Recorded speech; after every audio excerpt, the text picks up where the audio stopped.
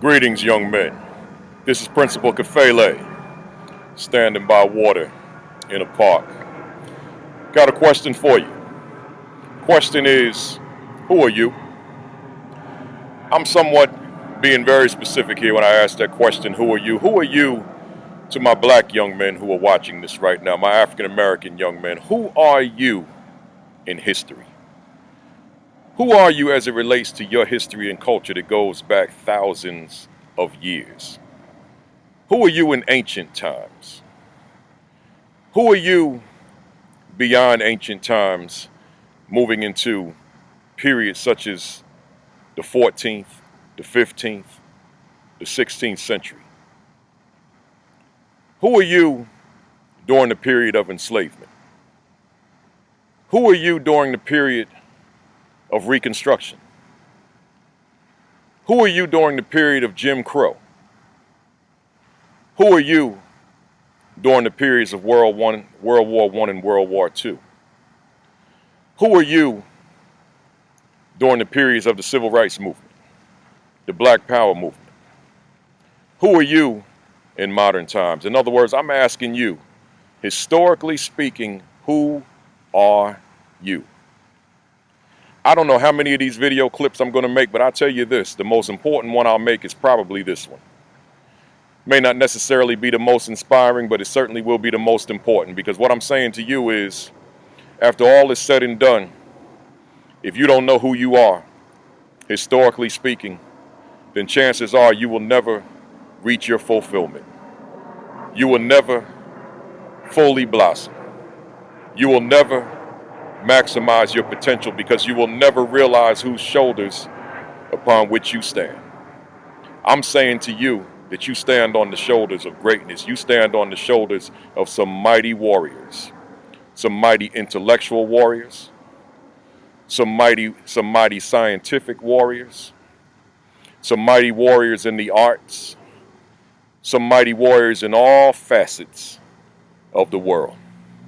I'm saying that these folks whose shoulders you stand upon, they are essentially you, because you and them are one and the same. So what I'm saying to you in essence is that you're great. You're a great young man. You're an extraordinary young man. You've got a great, magnificent, tremendous, extraordinary history that I know that so many of you that will watch this video do not know about. Haven't been exposed.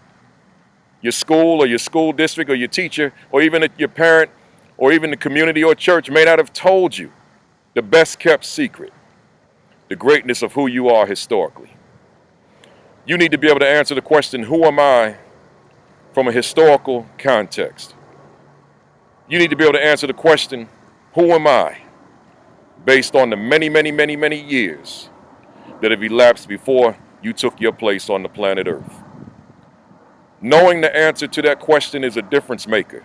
Knowing the answer to that question is a self-esteem difference maker, a self-image difference maker.